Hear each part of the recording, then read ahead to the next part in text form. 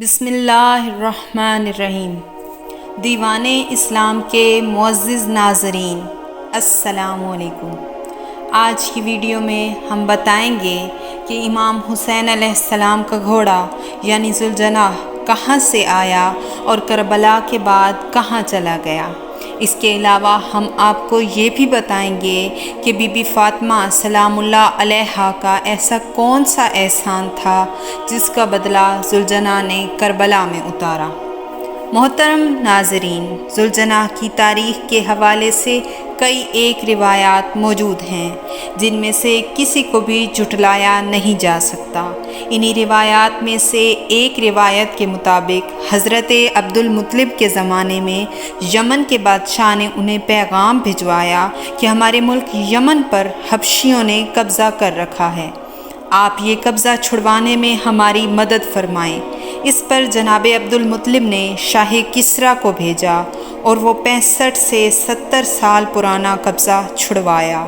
اس طرح یمنی ہاشمیوں کے احسان مند ہو گئے اور ان میں اچھے تعلقات قائم ہو گئے۔ اس طرح یمن کا جو بھی بادشاہ مرتا اپنی وصیت لکھ کے جاتا کہ جو بھی مکہ کا سردار ہوگا اس کی زیارت پر ہر سال جانا اور تحائف بھی لے جانا۔ اس طرح یہ سلسلہ چلتا رہا۔ جب رسول اللہ صلی اللہ علیہ وآلہ وسلم مکہ سے مدینہ پہنچے تو مولا علی علیہ السلام کو تبلیغ مذہب کی خاطر یمن کے بادشاہ کی طرف بھیجا۔ یمن میں مولا علی علیہ السلام کا شاندار استقبال ہوا اور وہ 10 دن یمن میں ٹھہرے۔ 10 دن بعد جب وہ واپس آنے لگے تو بادشاہ یمن کی طرف سے مولا علی علیہ السلام کو تحائف پیش کیے گئے۔ ایک تحفہ بادشاہ یمن نے ذاتی طور پر حضرت علی علیہ السلام کو پیش کیا جو کہ گھوڑی کی صورت میں تھا۔ گھوڑی کا نام مجلی تھا۔ اس گھوڑی کے ساتھ ایک اس کا بچہ بھی تھا جس کا نام مرتجز تھا۔ مرتجز ہی وہ گھوڑا تھا جس کو آج ذوالجناح کے نام سے بھی جانا جاتا ہے۔ وہ دور امام حسین علیہ السلام کے بچپن کا دور تھا۔ جب حضرت علی علیہ السلام مرتجز کو گھر لے کر آئے تو امام حسین علیہ السلام مرتجز سے خصوصی لگاؤ رکھنے لگے۔ ادھر مرتجز میں بھی یہ لگاؤ کم نہیں تھا۔ امام حسین علیہ السلام گھر کے صحن میں تو کبھی گھر سے باہر مرتجز سے کھیلتے، اس پر سواری کرتے، اور جب مرتجز پر سوار ہو کر گھر آتے تو جناب فاطمہ سلام اللہ علیہا اپنی چادر میں جو لیے ان کی منتظر ہوتی اور اپنی چادر میں مرتجز کو جو کھلاتی۔ اس طرح مرتجز امام حسین علیہ السلام کی سواری کے طور پر استعمال ہونے لگا۔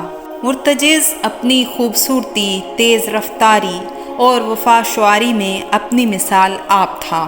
وقت گزرتا گیا اور 28 رجب 60 ہجری کا دن آن پہنچا جب دین کی خاطر نواسۂ رسول امام حسین علیہ السلام کو اپنا وطن چھوڑنا پڑا۔ اس وقت بھی امام حسین علیہ السلام کی سواری مرتجز، حضرت عباس علمدار کی سواری اشل، جناب علی اکبر کی سواری عقاب اور جناب قاسم کی سواری میمون نامی گھوڑے تھے۔ 7 محرم جب کربلا میں پانی بند ہو گیا، جب 6 ماہ کے بچے پیاس سے تڑپ رہے تھے، تب بھلا گھوڑے کیسے سیراب ہو سکتے تھے؟ کربلا کے صحرا میں دھوپ میں آنا جانا، اپنے پیاروں کی رخصتی پر امام حسین کا خیموں کے دروازوں پر ہونا، سب مرتجز کی پشت پر ہوتا تھا۔ جب 10 محرم کو امام حسین علیہ السلام تنہا ہو گئے تب مرتجز نے آپ کا ساتھ دیا۔ مرتجز بھی دشمنوں پر حملہ کرتا اور انہیں واصل جہنم کرتا۔ ایک روایت کے مطابق مرتجز نے 60 دشمنوں کو مارا۔ اس طرح پیاس کی شدت بھی لمحہ بلمحہ بڑھ رہی تھی۔ ایک وقت ایسا آیا جب میدان کربلا فوج سے خالی تھا۔ امام حسین علیہ السلام نے گھوڑے کو پانی میں اتارا کہ پانی پی لے، لیکن اس نے منہ بند کر لیا، گردن اٹھا لی اور سر بلند کر لیا کہ جب آپ پیاسے ہیں تو میں پانی کیسے پی سکتا ہوں؟ موجے بھی گواہ ہیں کہ امام حسین علیہ السلام اور گھوڑا دونوں پیاسے نکل آئے۔ امام حسین علیہ السلام میدان کربلا میں مرتجز پر سوار ہو کر دشمنوں پر حملہ کرتے رہے۔ مرتجز بھی ان حملوں میں امام حسین علیہ السلام کا ساتھ دیتا رہا۔ آخر کار تیز رفتاری کی وجہ سے 17 قدم بعد مرتجز کو احساس ہوا کہ اس کی پشت مالک سے خالی ہے۔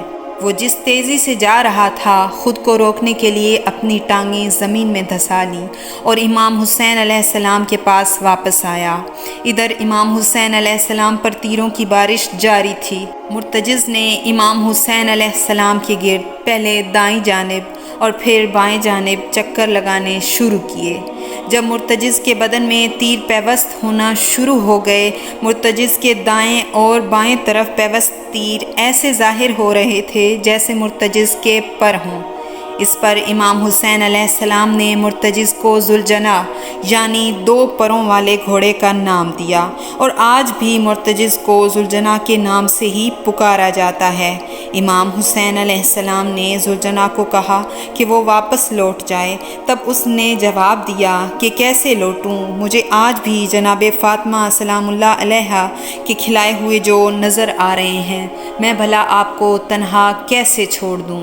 یہاں ایک بات قابل غور ہے کہ ذوالجناح جو کہ ایک جانور تھا نے حضرت فاطمہ کے کھلائے ہوئے جو کا احسان یاد رکھا، لیکن 9 لاکھ انسانوں پر مشتمل یزید کی فوج محمد مصطفیٰ کے دین نوازنے کے احسان کو بھول گئی، یعنی وہ 9 لاکھ انسان حیوانوں سے بھی بدتر تھے۔ امام حسین علیہ السلام نے مرتجز سے واپس خیام گاہ جانے کا کہا اور فرمایا کہ میری خبر میرے گھر والوں تک پہنچا دو۔ مرتجز خیام کی طرف دوڑا۔ جیسے ہی خواتین نے مرتجز کو آتے دیکھا تو اس سے امام حسین علیہ السلام کے بارے میں پوچھا۔ مرتجز کی خالی زین، لوٹی ہوئی باغیں، زخمی جسم، خون سے تر پیشانی اور جسم میں پیوست تیر سب کچھ بتا رہے تھے۔ اس طرح ذوالجناح نے اپنے آخری فرائض سر انجام دیے اور اخلاص و وفا کا ایسا نمونہ پیش کیا جو تاریخ میں یاد رکھا جائے گا۔ اس کے بعد ذوالجناح کہاں گیا، اس حوالے سے کئی روایات موجود ہیں۔ بعض کے نزدیک زمین پر سر مار مار کر اپنی جان دے دی، اور بعض کے نزدیک مرتجز نہر فرات میں چلتا گیا اور غائب ہو گیا۔